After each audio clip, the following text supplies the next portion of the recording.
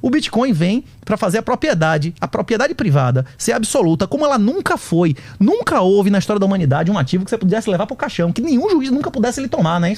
O Bitcoin faz isso. Mas o negócio que eu penso sobre o Bitcoin é em que momento a gente vai conseguir usar no nosso dia a dia? Pra comprar pão, pra gente pedir um Uber, pra eu comprar uma câmera. Isso vai acontecer algum dia? Seus pais e seus avós chegaram a comprar pão com ouro? Não. Era melhor eles terem acumulado ouro ou cruzeiros? Ouro, provavelmente. Porque cruzeiro nem existe mais. Existe a moeda mais segura da minha época de infância e adolescência era o marco alemão. Hoje em dia, se você tiver 1 trilhão dentro de casa, não vale porra nenhuma. A gente tá falando de uma merda, né? Isso, eu tô falando do melhor de todos, não é isso ou não? De pouco tempo atrás. Mas aí a gente só não criou outra ficção, outra moeda pra continuar vivendo? E a resposta pra isso que você tá perguntando é teorema da regressão de Mises. Normalmente, eu recomendo, quem não leu, leia as 6 lições, Ludwig van Mises. É uma palestra, só tem uma citação. Você lê em 2 horas, aquilo ali é o básico pra você discutir qualquer política pública. Teorema da regressão explica que todas as coisas que foram usadas como moeda na história da humanidade, elas seguiram uma sequência. Primeiro foram ativos financeiros, colecionáveis, e aí no final ele vira meio de troca. E ele não vai virar meio de troca amplamente até a morte do dólar e de outras moedas, porque existe uma coisa chamada lei de Gresham. Em qualquer cadeia, o pior cigarro é a moeda. Em qualquer tipo de guerra, na trincheira, o pior comida é o dinheiro, porque todo mundo quer desovar, então tudo é precificado naquilo, não é isso? Se você receber metade do seu salário em ouro e metade em bolívar, você vai gastar o que primeiro? Você vai gastar o ouro primeiro ou Bolívar venezuelano? Não, vou guardar o ourinho lá. Isso. Então, a pior moeda circula mais, não é isso? A velocidade da moeda, o quanto aquilo circula por ano, tem uma relação direta da capacidade daquilo como reserva de valor. Os bitcoins on-chain, eles vão circular menos do que hoje circula o ouro. Então, a gente nunca vai usar eles. Vai. Você vai, inclusive, usar reais sintéticos colateralizados. Você vai financiar o Bitcoin sem nem tocar em Bitcoin. Os Bitcoins vão ser pra nobreza. Daqui a alguns anos, eu acredito que ninguém vai vender Bitcoin. Ninguém vai precisar vender Bitcoin pra nada. Você vai viver alavancando em ativos inferiores que vão ter inflação maior.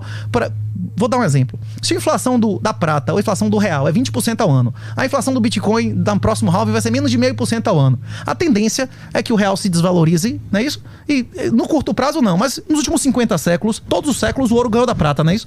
Se você for nas pirâmides do Egito, se você for nos escritos da Bíblia, nos escritos, você vai ver que existe uma sequência que era 6:1, que era 9:1, que era 12:1, que era 16:1. Então, quantas partes de prata compram de ouro agora? 80, 90, bateu 120 no ano passado. Por que a proporção de ouro e prata no mundo, ela é fixa, é de 16 e 18. Então, só pra entender, Por que o ouro vem bater na prata durante séculos? Por causa da relação do estoque-fluxo. Porque as pessoas guardam todo o ouro que foi produzido, as pessoas não guardam toda a prata que foi produzida. Então isso acaba produzindo a distorção no stock-to-flow, na relação de estoque-fluxo. A mesma coisa, a mesma relação que aconteceu entre a prata e o ouro tende a acontecer com o Bitcoin e o ouro. O Bitcoin tende a bater o ouro sistematicamente.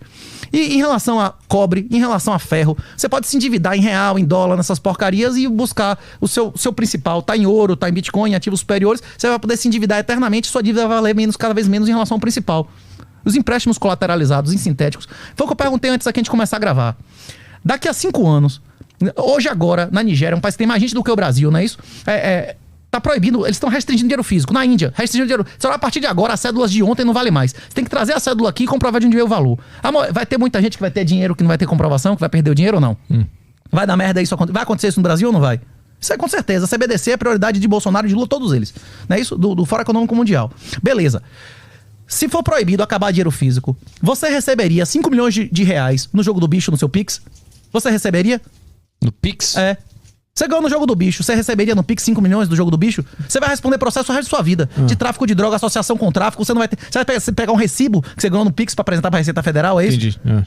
Você vai dizer, não, ganhei jogo do bicho aqui, eles me deram um papel dizendo que eu ganhei. Mas se é oficial lá do jogo. Se der uma maleta de dinheiro, aí... Sim, mas vai deixar de ter maleta de dinheiro. Eles estão restringindo moeda. Não tem mais nota de 500 euros. Já tem data pra terminar 200. Tem lei proibindo, na Israel, tem lei proibindo, você não tiver 30 mil dólares em casa, você vai preso, meu irmão. Eles vão acabar com o dinheiro físico. Isso é uma questão de poucos anos. Vai ser tudo digital. Vai ser tudo digital, pra arrecadar mais e combater a corrupção. Só que a corrupção... E vai deixar de ter tráfico de drogas? Vai deixar de ter tráfico. Você compraria um esquema de cocaína no Pix? Você compraria um esquema de cocaína? Você acha que alguém compraria um esquema de cocaína no Pix? Mas ele vai botar lá 500 gramas de patinho. Não precisa, porque ele já tem a rede, ele sabe quem são os usuários e sabe quem é o consumidor. Ele vai ter a rede toda de quem recebeu e quem pagou. Você compraria? A maioria das pessoas vai utilizar reais sintéticos, que vão ser equivalentes financeiros do real, só que fora do sistema de controle do governo, como vão ter ações sintéticas. Você preferia, você que compra ações, então você preferia ter uma ação que você só negocia poucas horas por dia, que você paga corretagem, que você paga custódia, pode vir um juiz qualquer ele tomar, ou em um negócio que você não bota nome nenhum, tem uma senha na sua cabeça, que se você não der, ninguém tem como lhe tomar, você negocia 24 horas por dia e não paga nenhum imposto. Você vai preferir as ações colateralizadas em bitcoins ou a ação da Bovespa original? Então, mas é isso enxergando esse cenário onde o Estado vai virar essa coisa maligna que vai me perseguir. Mas que já Não, tá virando. não virou? Já vai ter o CBDC. Tipo assim, o Estado começou a ser uma coisa maligna no Antigo Testamento quando o faraó mandou matar os bebês. Aí depois no Novo Testamento, o Herodes também mandou matar os bebês inocentes, não é isso? Tipo assim, o diabo ofereceu os governos a Jesus, não é isso, no deserto? Os principados. Se o diabo ofereceu, é de quem?